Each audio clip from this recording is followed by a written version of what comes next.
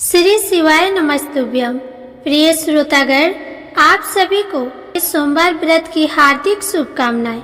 आज सुनिए सोमवार व्रत की पौराणिक कथा।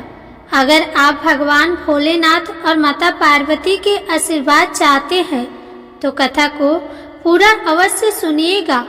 आधा अधूरा कथा सुनने से दोष लगता है, तो कथा को पूरी श्रद्धा और प्रसन्नचित्त मन से श्रवण कीजिए।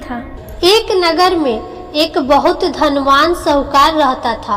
उसके घर में धन की कमी नहीं थी, परंतु वह बहुत दुखी था क्योंकि उसके कोई पुत्र नहीं था। वह इसी चिंता में दिन रात दुखी रहता था। पुत्र की कामना के लिए वह प्रत्येक सोमवार शिव जी का व्रत और पूजन किया करता था तथा संयम काल मंदिर जाकर शिव जी के सामने दीपक जलाया करता था। उसके इस भक्ति भाव को देखकर एक समय माता पार्वती ने शिव जी महाराज से कहा, महाराज, यह साहूकार आपका अनन्य भक्त है, सदैव आपका व्रत और पूजन बड़ी श्रद्धा से करता है, आपको इसकी मनोकामना पूर्ण करनी चाहिए। शिव जी ने कहा, हे पार्वती, यह संसार कर्म क्षेत्र है। किसान खेत में जैसा बीज बोता है वैसा ही फसल काटता है। उसी तरह मनुष्य इस संसार में जैसा कर्म करते हैं वैसा ही फल भोगते हैं। माता पार्वती ने अत्यंत आग्रह से कहा, महाराज, जब यह आपका अनन्य भक्त है और अगर इसको किसी प्रकार का कोई दुख है तो उसे आपको अवश्य दूर करना चाहिए। आप तो सदैव अपने भक्तों पर दयालु होते हैं और उनके दुखों को दूर करते हैं।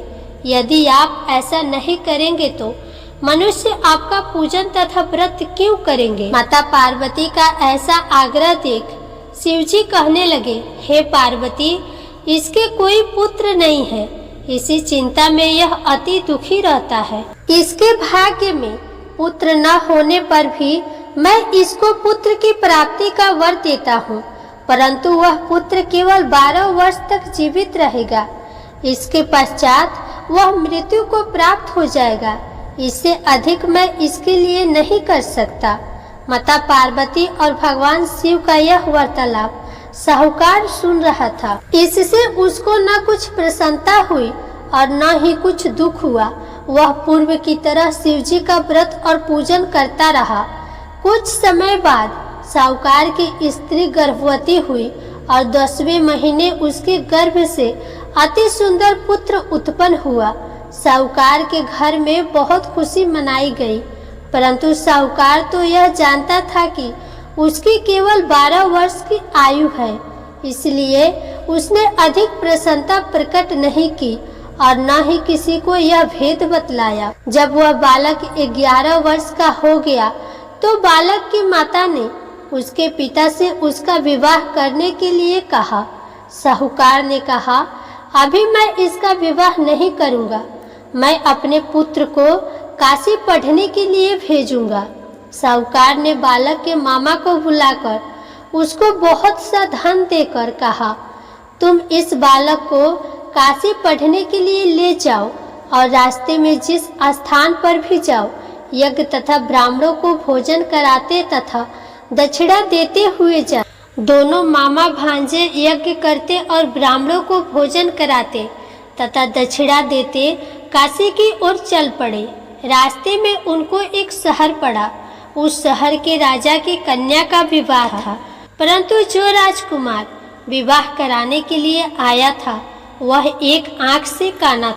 उसके पिता राजा को इस बात की बड़ी चिंता थी कि कहीं राजकुमार को देख राजकुमारी तथा उसके माता पिता विवाह में किसी प्रकार की अड़चन पैदा न कर दे। जब उसने अति सुंदर सेठ के लड़के को देखा तो मन में विचार किया कि क्यों न द्वाराचार्य के समय इस लड़के से वर का काम चलाया जाए। ऐसा मन में विचार कर राजकुमार के पिता ने उस लड़के और उसके मामा से बात की। वे राजी हो गए। फिर उस साहूकार के लड़के को वर के कपड़े पहनाकर तथा घोड़ी पर बैठाकर कन्या के द्वार पर ले गए। सभी कार्य प्रसन्नता से पूर्ण हो गया। राजकुमार के पिता ने सोचा कि यदि विवाह कार्य भी इसी लड़के से करा लिया जाए तो क्या बुराई है। ऐसा विचार कर लड़के और उसके मामा से कहा, यदि आप फेरों और कन्यादान के काम को भी करा दे तो आपकी बड़ी कृपा होगी। मैं इसके बदले आपको बहुत सारा धन दूंगा। दोनों ने इसे सहर्ष स्वीकार कर लिया और विवाह कार्य भी बहुत अच्छी तरह से संपन्न हो गया। सेठ का पुत्र जिस समय जाने लगा तो उसने राजकुमारी की चुनरी के पल्ले पर लिख दिया, तेरा विवाह मेरे साथ हुआ है, परंतु जिस राजकुमार के साथ तुमको भेजेंगे वह एक आंख से काना है। मैं काशी जी पढ़ने जा रहा हूँ। सेठ के लड़के के जाने के पश्चात राजकुमारी ने जब अपनी चुनरी पर ऐसा लिखा हुआ पाया तो उसने काने राजकुमार के साथ जाने से मना कर दिया। उसने अपने माता पिता को सारी बात बता दी और कहा कि यह मेरा पति नहीं है, मेरा विवाह इसके साथ नहीं हुआ है। जिसके साथ मेरा विवाह हुआ है वह तो काशी जी पढ़ने गया है। राजकुमारी के माता पिता ने अपनी कन्या को विदा नहीं किया और बारात वापस चली गई। उधर सेठ का लड़का और उसका मामा काशी जी पहुंच गए। वहां जाकर उन्होंने यज्ञ करना और लड़के ने पढ़ना शुरू कर दिया। जिस दिन लड़के की आयु 12 साल की हुई उस दिन उन्होंने यज्ञ रचा रखा था। लड़के ने अपने मामा से कहा, मामा जी आज मेरी तबीयत कुछ ठीक नहीं है। मामा ने कहा, अंदर जाकर सो जाओ।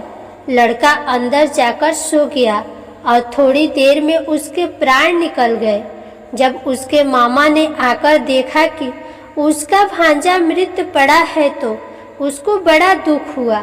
उसने सोचा कि अगर मैं अभी रोना पीटना मचा दूंगा तो यज्ञ का कार्य अधूरा रह जाएगा। अतः उसने जल्दी से यज्ञ का कार्य समाप्त कर ब्राह्मणों के जाने के बाद रोना पीटना शुरू कर दिया। संजोगवश उसी समय शिव पार्वती उधर से जा रहे थे। जब उन्होंने जोर जोर से रोने की आवाज सुनी तो पार्वती जी कहने लगी, महाराज कोई दुखिया रो रहा है, इसके कष्ट को दूर कीजिए। जब शिव पार्वती वहां पहुंचे तो उन्होंने पाया कि वहां एक लड़का मृत पड़ा था। माता पार्वती कहने लगी, महाराज यह तो उसी सेठ का लड़का है जो आपके वरदान से उत्पन्न हुआ था। शिवजी ने कहा, हे पार्वती इसकी आयु इतनी ही थी, वह यह भोग चुका है। तब पार्वती जी ने कहा, हे महाराज इस बालक को और आयु दो, नहीं तो इसके माता पिता तड़प तड़प कर मर जाएंगे। माता पार्वती के बार बार आग्रह करने पर शिवजी ने उसको जीवन का वरदान दिया। शिवजी की कृपा से वह लड़का जीवित हो गया। शिवजी और पार्वती कैलाश पर्वत पर चले गए। शिक्षा पूर्ण होने पर वह लड़का और उसका मामा उसी प्रकार यज्ञ करते, ब्राह्मणों को भोजन कराते तथा दक्षिणा देते अपने घर की ओर चल पड़े। रास्ते में उसी शहर में आए जहां उस लड़के का वहां की राजकुमारी से विवाह हुआ था। वहां आकर उन्होंने यज्ञ आरंभ कर दिया। उस लड़के के ससुर वहां के राजा ने उनको पहचान लिया और महल में ले जाकर उसकी बहुत आवभगत की। बहुत से दास दासियों सहित आदर पूर्वक अपनी राजकुमारी और जमाई को विदा किया।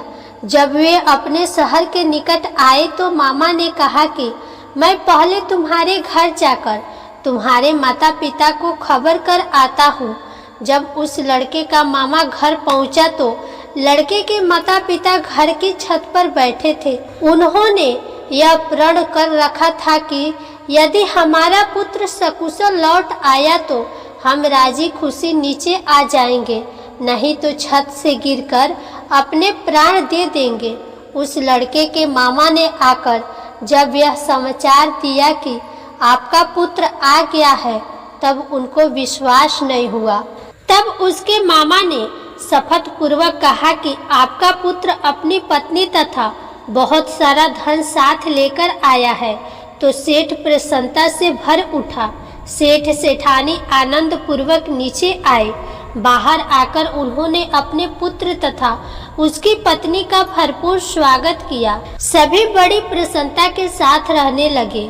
जो कोई सोमवार के व्रत को धारण करता है अथवा इस कथा को पढ़ता या सुनता है, उसके सब दुख दूर होकर उसकी समस्त मनोकामनाएं पूर्ण होती है तथा इस लोक में नाना प्रकार के सुख भोगकर अंत में सदा शिव के लोक को प्राप्त होते हैं। जय भोलेनाथ। माता पार्वती की जय।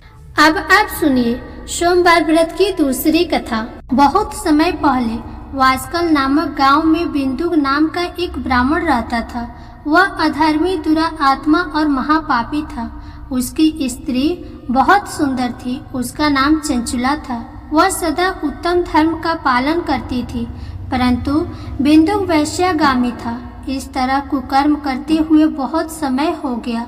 उसकी स्त्री काम से पीड़ित होने पर भी सधर्म नाश के भय से कलेश सहकर भी काफी समय तक धर्म भ्रष्ट नहीं हुई, परंतु आगे चलकर वह भी अपने दुराचारी पति के आचरण से प्रभावित होकर दुराचारी और अपने धर्म से विमुख हो गई। इस तरह दुराचार में डूबे हुए उन पति पत्नी का बहुत सा समय व्यर्थ बीत गया।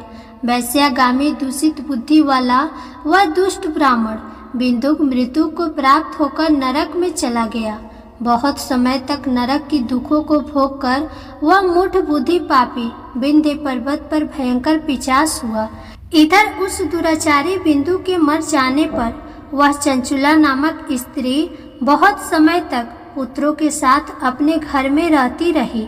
पति के मृत्यु के बाद वह भी अपने धर्म से गिरकर पर पुरुषों का संग करने लगी थी। सती विपत्ति में भी अपने धर्म का पालन करना नहीं छोड़ती। यही तो तप है। कठिन तो होता है, लेकिन इसका फल मीठा होता है। एक दिन देवयोग से किसी पुण्य पर्व के आने पर वह अपने भाई बंधुओं के साथ गोकर्ण क्षेत्र में गई। उसने तीर्थ के जल में स्नान किया और बंदी जनों के साथ यहाँ वहाँ घूमने लगी। वह एक देव मंदिर में गई। वहाँ उसने एक ब्राह्मण के मुख से भगवान शिव की परम पवित्र एवं मंगलकारी कथा सुनी। ब्राह्मण कह रहे थे कि जो स्त्रियां व्यभिचार करती है वे मरने के बाद जब यमलोक जाती है तब यमराज के दूत उन्हें तरह तरह से यातनाएं देते हैं कि वे उसके कमांगों को तप्त लोहे के डंडों से दागते हैं, तप्त लोहे के डंडों से उसका संसर्ग कराते हैं। ये सारे दंड इतनी वेदना देने वाले होते हैं कि जीव पुकार पुकार कर कहता है कि अब वह ऐसा नहीं करेगा, लेकिन यमदूत उसे छोड़ते नहीं हैं। कर्मों का फल तो सभी को भोगना पड़ेगा। देव, ऋषि, मनुष्य सभी इससे बंधे हुए हैं। ब्राह्मण के मुख से ये वैराग्य बढ़ाने वाली कथा को सुनकर चंचुला भय से व्याकुल हो गई। कथा समाप्त होने पर सभी लोग वहां से चले गए। तब कथा वाचने वाले ब्राह्मण देवता से चंचुला ने कहा, हे ब्राह्मण, धर्म को न जानने के कारण मेरे द्वारा बहुत बड़ा दुराचार हुआ है। स्वामी, मेरे ऊपर कृपा कर मेरा उद्धार कीजिए। आपके प्रवचन को सुनकर मुझे इस संसार से वैराग्य हो गया है। मुझ मूढ़ चित्त वाली पापनी को धिक्कार है। मैं निंदा के योग्य हूँ। मैं बुरे विषयों में फंसकर अपने धर्म से विमुख हो गई थी। कौन मुझ जैसी को मार्ग में मन लगाने वाली पापनी का साथ देगा? जब यमदूत मेरे गले में फंदा डालकर मुझे बांधकर ले जाएंगे और नरक में मेरे शरीर के टुकड़े करेंगे, तब मैं कैसे उन महान यातनाओं को सहन कर पाऊंगी? मैं सब प्रकार से नष्ट हो गई हूँ, क्योंकि अभी तक मैं हर तरह से पाप में ही डूबी रही हूँ। हे ब्राह्मण, आप मेरे गुरु हैं, आप ही मेरे माता पिता हैं। मैं आपकी शरण में आई हूँ। मुझ अबला का अब आप उद्धार कीजिए। इस प्रकार विलाप करती हुई चंचुला ब्राह्मण देवता के चरणों में गिर पड़ी। तब ब्राह्मण ने उसे कृपा पूर्वक उठाया और इस प्रकार कहा, नारी, तुम सौभाग्यशाली हो जो भगवान शंकर की कृपा से तुमने वैराग्यपूर्ण यह कथा सुनी है और कथा को सुनकर समय से अपनी गलती का एहसास कर लिया है। तुम डरो मत और भगवान शंकर की शरण में जाओ। उनकी परम कृपा से तुम्हारे सभी पाप नष्ट हो जाएंगे। मैं तुम्हें भगवान शिव की कथा सहित वह मार्ग बतलाऊंगा जिसके द्वारा तुम्हें सुख देने वाली उत्तम गति प्राप्त होगी। शिव कथा सुनने से तुम्हारी बुद्धि शुद्ध हो गई है और तुम्हें पश्चाताप हुआ है तथा मन से वैराग्य उत्पन्न हुआ है। पश्चाताप ही पाप करने वाले पापियों के लिए सबसे बड़ा प्रायश्चित है।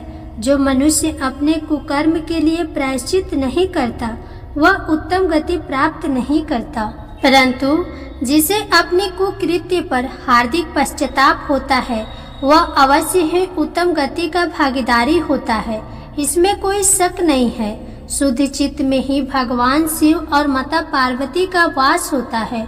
वह शुद्ध आत्मा पुरुष सदा शिव के परम पद को प्राप्त होता है। इस कथा का श्रवण सभी मनुष्यों के लिए कल्याणकारी है, अतः इसकी आराधना और सेवा करनी चाहिए। हे ब्राह्मण पत्नी, तुम अन्य विषयों से अपने मन को हटाकर भगवान शंकर की इस परम पावन कथा को सुनो। इससे तुम्हारे चित्त की शुद्धि होगी और तुम्हें मोक्ष की प्राप्ति होगी। जो मनुष्य निर्मल हृदय से भगवान शिव के चरणों का चिंतन करता है उसकी एक ही जन्म में मुक्ति हो जाती है। यह कहकर ब्राह्मण चुप हो गए। उनका हृदय करुणा से भर गया। वे ध्यान में मग्न हो गए। ब्राह्मण का यह उपदेश सुनकर चंचुला के नेत्रों में आनंद के आंसू छलक आए। वह हर्ष भरे हृदय से ब्राह्मण देवता के चरणों में गिर गई और हाथ जोड़कर बोली कि मैं कृतार्थ हो गई। हे ब्राह्मण शिव भक्तों में श्रेष्ठ स्वामी, आप धन्य हैं। आप परमार्थदर्शी हैं और सदा ही परोपकार में लगे रहते हैं। साधु, मैं नरक के समुद्र में गिर रही हूँ। कृपा करके मेरा उद्धार कीजिए। जिस पौराणिक और अमृत के समान कथा का बात आपने की है उसे सुनकर ही मेरे मन में वैराग्य उत्पन्न हुआ है। उस अमृतमय कथा को सुनने के लिए मेरे मन में बड़ी श्रद्धा हो रही है। कृपा आप मुझे उसे सुनाइए। कथा सुनने की इच्छा मन में लिए हुए चंचुला उन ब्राह्मण देवता की सेवा में वहीं रहने लगी। उस गोकर्ण नामक महाक्षेत्र में ब्राह्मण देवता के मुख से चंचुला भगवान शिव की भक्ति, ज्ञान और वैराग्य बढ़ाने वाली और मुक्ति देने वाली परम उत्तम कथा सुनकर कृतार्थ हुई। उसका चित्त शुद्ध हो गया। वह अपने हृदय में शिव के गुण रूप का चिंतन करने लगी। वह सदैव शिव सच्चिदानंदमय स्वरूप का स्मरण करती थी। इसके बाद अपना समय पूर्ण होने पर चंचुला ने बिना किसी कष्ट के अपना शरीर त्याग दिया। उसे लेने के लिए एक दिव्य विमान वहां पहुंचा। ये विमान शोभा साधनों से सजा था और शिव गणों से सुशोभित था। चंचुला विमान से शिवपुरी पहुंची।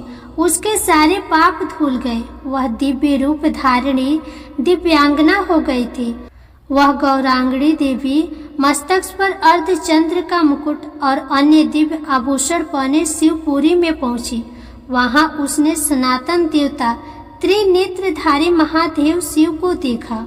सभी देवता उनकी भक्ति भाव में उपस्थित थे। उनकी अंग कांति करोड़ों सूर्यों के समान प्रकाशित हो रही थी। 5 मुख और हर मुख में 3-3 नेत्र थे। मस्तक पर अर्धचंद्र आकार मुकुट शोभायमान हो रहा था। कंठ में नील चिन्ह। उनके साथ में देवी गौरी विराजमान थी जो विद्युत पुंज के समान प्रकाशित हो रही थी। महादेव जी की कांति कपूर के समान गौर थी। उनके शरीर पर श्वेत वस्त्र थे तथा शरीर श्वेत भस्म से युक्त था। इस प्रकार भगवान शिव के परम उज्जवल रूप के दर्शन कर चंचुला बहुत प्रसन्न हुई। उसने भगवान को बारंबार प्रणाम किया और हाथ जोड़कर प्रेम, आनंद और संतोष से युक्त होकर विनीत भाव से खड़ी हो गई। उसके नेत्रों से आनंद के आंसुओं की धारा बहने लगी। भगवान शंकर और भगवती गौरी उमा ने करुणा के साथ सौम्य दृष्टि से देखकर चंचुला को अपने पास बुलाया और गौरी उमा ने उसे प्रेम पूर्वक अपने सखी बना लिया। चंचुला सुख पूर्वक भगवान शिव के धाम में उमा देवी की सखी के रूप में निवास करने लगी। एक दिन चंचुला आनंद में मग्न उमा देवी के पास गई और दोनों हाथ जोड़कर उनकी इस स्तुति को करने लगी। हे गिरिराज नंदिनी स्कंद माता उमा, आप सभी मनुष्यों एवं देवताओं द्वारा पूजित तथा समस्त सुखों को देने वाली है। आप शंभु प्रिया है, आप ही सरगुण और निर्गुणा है। हे सच्चिदानंद स्वरूपा, आप ही प्रकृति की पोषक है। हे माता, आप ही संसार की सृष्टि पालन और संहार करने वाली है। इस प्रकार सद्गति प्राप्त चंचुला देवी की स्तुति कर शांत हो गई। उसकी आंखों में प्रेम के आंसू उमड़ आए। तब शंकर प्रिया भक्त वत्सल उमा देवी ने बड़े प्रेम से चंचुला को चुप कराते हुए कहा कि हे सखी चंचुला, मैं तुम्हारी इस स्तुति से प्रसन्न हूँ। बोलो क्या वर मांगती हो। तब चंचुला बोली, हे गिरिराज कुमारी, मेरे पति बिंदु इस समय कहाँ है, उनकी स्थिति कैसी है, मुझे बताइए और कुछ उपाय कीजिए ताकि हम फिर से मिल सके। हे महादेवी, मेरे पति एक शूद्र जाति वैश्या के प्रति आसक्त थे और पाप में ही डूबे रहते थे। गिरिराज बोली, बेटी तुम्हारा पति पापी था, उसका अंत बड़ा ही भयानक हुआ। वैश्या का उपभोग करने के कारण वह मूर्ख नरक में अनेक वर्षों तक अनेक प्रकार के दुख भोगकर अब शेष पाप को भोगने के लिए विंध्य पर्वत पर पिशाच की योनि में रह रहा है और वह दुष्ट वही वायु पीकर रहता है और सब प्रकार के कष्ट सहता है। गौरी देवी की ये बात सुनकर चंचुला अत्यंत दुखी हो गई। फिर मन को किसी तरह स्थिर करती हुई दुखी हृदय से माँ गौरी से उसने एक बार फिर पूछा, हे महादेवी, मुझ पर कृपा कीजिए और मेरे पापी पति का अब उद्धार कीजिए। कृपा करके मुझे वह उपाय बताइए जिससे मेरे पति को उत्तम गति प्राप्त हो सके। गौरी ने कहा, यदि तुम्हारा पति भगवान शिव की पुण्यमयी उत्तम कथा सुने तो वह इस दुर्गति को पार करके उत्तम गति का भागी हो सकता है। अमृत के समान मधुर गौरी देवी के ये वचन सुनकर चंचुला ने दोनों हाथ जोड़कर मस्तक से झुकाकर बार बार उन्हें प्रणाम किया और प्रार्थना की कि मेरे पति को भगवान शिव की कथा सुनाने की व्यवस्था कीजिए। ब्राह्मण पत्नी चंचुला के बार बार प्रार्थना करने पर शिव प्रिया गौरी देवी ने भगवान शिव की महिमा का गुणगान करने वाले गंधर्वराज तुमरु को बुलाकर कहा, तुमरु, तुम्हारे भगवान शिव में प्रीति है। तुम मेरे मन की सभी बात जानकर मेरे कार्यों को सिद्ध करते हो तो मेरे इस सखी के साथ विंध्य पर्वत पर जाओ। वहाँ एक महाघोर और भयंकर पिशाच रहता है। पूर्व जन्म में वह पिशाच बिंदु नामक मेरी इस सखी का पति था। वह वैश्यागामी हो गया था। वह स्नान संध्या आदि नित्य कर्म छोड़कर अपवित्र रहने लगा। क्रोध के कारण उसकी बुद्धि भ्रष्ट हो गई थी। दुर्जनों से उसकी मित्रता और सज्जनों से द्वेष बढ़ गया था। वह अस्त्र शस्त्र से हिंसा करता, लोगों को सताता और उनके घरों में आग लगा देता था।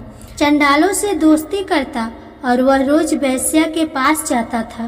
पत्नी को त्याग कर दुष्ट लोगों से दोस्ती कर उन्हीं के संपर्क में रहता था।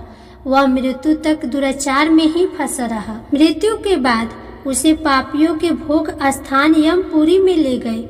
वहाँ घोर नरक को सहकर इस समय वह विंध्य पर्वत पर पिशाच बनकर रह रहा है और पापों का फल भोग रहा है। तुम उसके सामने परम पुण्यमयी पापों का नाश करने वाली भगवान शिव की दिव्य कथा का प्रवचन करो। इस कथा को सुनने से उसका हृदय सभी पापों से मुक्त होकर शुद्ध हो जाएगा और वह प्रेत योनि से मुक्त हो जाएगा।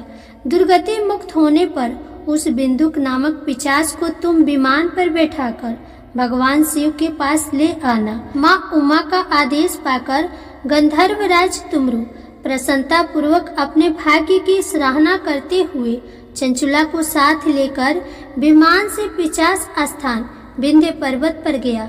वहां पहुंचकर उसने विशाल आकृति वाले पिशाच को देखा। उसका शरीर विशाल था, उसकी ठोड़ी बड़ी थी। वह कभी हंसता, कभी रोता, कभी उछलता था। महाबली तुबरू ने बिंदुक नामक पिशाच को पासों से बांध लिया।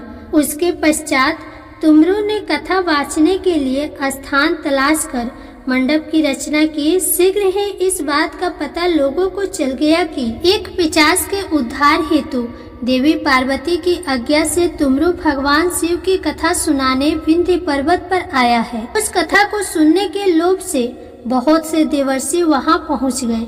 सभी को आदर पूर्वक स्थान दिया गया। पिशाच बिंदु को पासों में बांधकर आसन पर बैठाया गया और तब तुमरू ने परम उत्तम भगवान शिव की अमृत कथा का गान शुरू किया, जिसे सुनकर सभी श्रोता कृतार्थ हो गए। परम पुण्यमयी कथा को सुनकर पिशाच सभी पापों से मुक्त हो गया और उसने पिशाच शरीर का त्याग कर दिया। शीघ्र ही उसका रूप दिव्य हो गया। उसका शरीर गौर वर्ण का हो गया। शरीर पर श्वेत वस्त्र एवं पुरुषों के आभूषण आ गए। इस प्रकार दिव्य देहधारी होकर बिंदु अपनी पत्नी चंचुला के साथ स्वयं भी भगवान शिव का गुणगान करने लगा। उसे दिव्य रूप में देखकर सभी को बहुत आश्चर्य हुआ। उसका मन परम आनंद से परिपूर्ण हो गया। सभी भगवान महेश्वर के अद्भुत चरित्र को सुनकर कृतार्थ होकर उनका यशोगान करते हुए अपने अपने धाम को चले गए। बिंदुक अपनी पत्नी चंचुला के साथ विमान में बैठकर शिवपुरी की ओर चल दिया। महेश्वर के गुणों का गान करता हुआ बिंदुक अपनी पत्नी चंचुला और तुमरू के साथ शीघ्र धाम पहुंच गया। भगवान शिव देवी पार्वती ने उसे अपना पार्षद बना लिया। दोनों पति पत्नी सुखपूर्वक भगवान महेश्वर एवं देवी गौरी के चरणों में अविचल निवास पाकर धन्य हो गए। बोलिए उमा महेश्वर भगवान की जय। जय भोलेनाथ। हर हर महादेव। अब आप सुनिए गणेश भगवान जी की कथा। एक साहूकार था। उसके घर रोज एक ब्राह्मणी रोटी लेने के लिए आती थी। घर के अंदर घुसते ही पुल के ऊपर गजानन जी का मंदिर था। वह गणेश जी को रोटी का एक कवर भोग हमेशा लगाती थी। बहुत दिन हो गए। गणेश जी महाराज ने कहा कि यह मुझे हमेशा भोग लगाती है, मुझे इसे कोई न कोई उपहार जरूर देना चाहिए। गणेश जी एक दिन उसके थाली में हीरे मोती भर देते हैं। ब्राह्मणी तो थाली लेकर अपने घर आ गई और साहूकार के घर रोटी लेने आना बंद कर दी। साहूकारनी ने उसे बुलावा भेजा कि बाई रोटी लेने के लिए क्यों नहीं आती हो। ब्राह्मणी ने कहा कि मुझ पर गणेश जी प्रसन्न हो गए, बहुत वर्ष तक रोटी लेने आ गई, परंतु अब नहीं आऊंगी। साहूकारनी मन में बहुत नाराज हुई और गणेश जी से कहा कि आप ब्राह्मणी के ऊपर प्रसन्न हुए परंतु मुझ पर नहीं। तब गणेश जी की मूर्ति हटाकर बाहर फेंक दी। इधर सेठ जी की दुकान में धंधा पानी बंद हो गया। एक दिन सेठ जी की नजर पोल के मंदिर पर गई तो सेठानी जी से पूछा कि गणेश जी कहाँ गए। तो साहूकारनी ने कहा कि ऐसे गणेश जी का क्या करें जो ब्राह्मणी पर तो प्रसन्न हो गए लेकिन हमारे ऊपर प्रसन्न नहीं हुए, इस कारण मैंने गणेश जी को बाहर फेंक दिया। तब सेठ जी ने कहा कि यह तुमने क्या किया, मेरा तो व्यापार और धंधा चलना बंद हो गया है। गणेश जी तुमने कहाँ फेंके हैं, जल्दी बताओ, मैं उन्हें वापस लेकर आता हूँ। साहूकार जी वापस से गणेश जी को लेने गए तो गणेश जी इतने भारी हो गए कि वे उठे ही नहीं। साहूकार जी ने कहा कि मेरे से गलती हो गई है, आप मेरे घर पधारिए। गणेश जी तो और भी भारी होते गए और कहा कि मैं तो नहीं चलूंगा, पहले साहूकारनी को बुलाकर यहाँ लाओ और वह मुझसे माफी मांगेगी तो ही मैं चलूंगा। और गणेश जी ने कहा कि मुझे हमेशा सवा से चूरमा का भोजन कराओगी तो ही मैं चलूंगा। साहूकार साहूकारनी को लेकर आए और उसे माफी भी मंगवाई और सवा सेर का चूरमा चढ़ाने की हाँ भी भरी। तब साहूकार और साहूकारनी ने गणेश जी को वापस घर में लाकर उन्हें पोल में बिठाया। ऐसा करने पर साहूकार का व्यापार फिर से चलने लगा।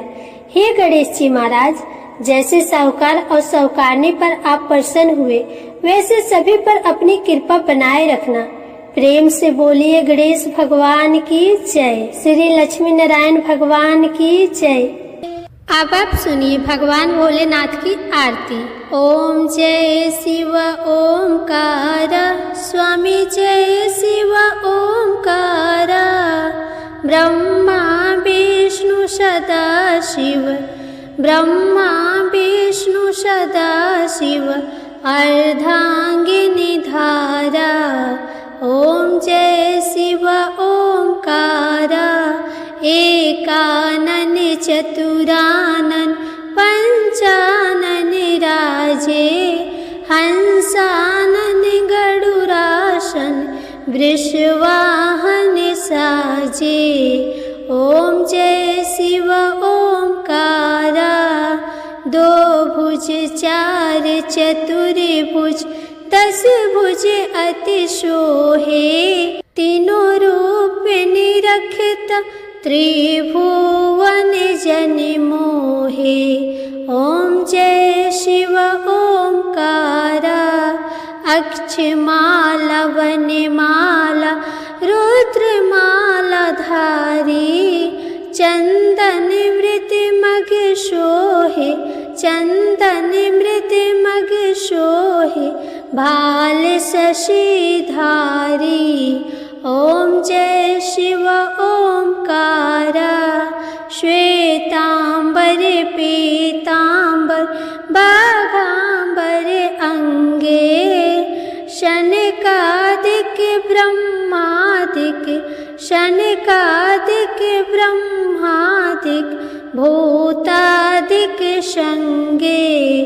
ओम जय शिव ओमकार, करके मध्य कमंडल चक्र त्रिशूल धरता, जग करता जग भरता, जग करता जग भरता, जग संहार करता।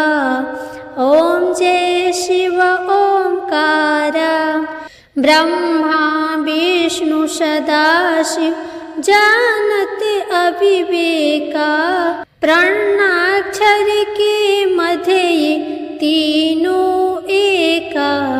ओम जय शिव ओमकार, त्रिगुण शिव जी की आरती जो कोई नर गावे, कहत शिवानंद स्वामी, कहत शिवानंद स्वामी, मन वांछित फल पावे।